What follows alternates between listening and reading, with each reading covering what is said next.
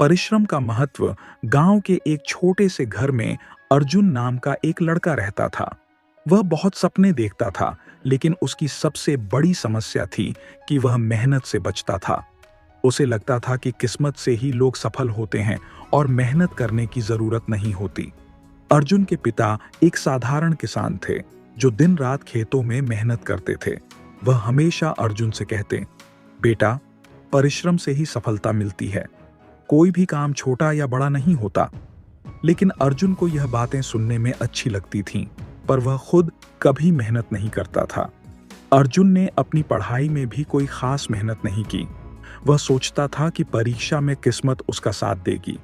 जब रिजल्ट आया तो वह बुरी तरह फेल हो गया। उसके दोस्त आगे बढ़ गए, लेकिन वह वहीं रह गया। अब उसे एहसास हुआ कि बिना मेहनत के कुछ भी संभव नहीं। उसने ठान लिया कि अब वह परिश्रम करेगा और अपने भविष्य को खुद संवारेगा। अर्जुन ने दोबारा पढ़ाई शुरू की, लेकिन इस बार पूरे मन से। वह सुबह जल्दी उठकर पढ़ाई करता, दिन में पिता के साथ खेतों में काम करता और रात को फिर से किताबों में डूब जाता। उसके इस बदलाव को देखकर गांव के लोग भी हैरान थे। धीरे धीरे उसकी मेहनत रंग लाने लगी। अगले साल उसने परीक्षा में टॉप किया। अब वह और मेहनत करने लगा। उसने कॉलेज में दाखिला लिया और वहां भी अपनी लगन से सबसे आगे रहा। कॉलेज खत्म करने के बाद अर्जुन को एक अच्छी नौकरी मिली।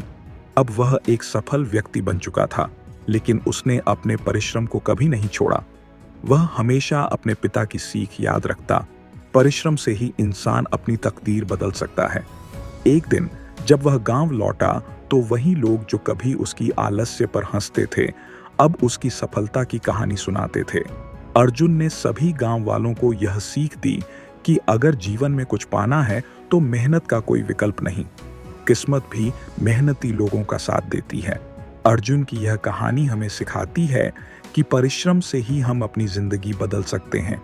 मेहनत करने वाले कभी हारते नहीं, बल्कि उनकी सफलता एक दिन सभी के लिए प्रेरणा बन जाती है।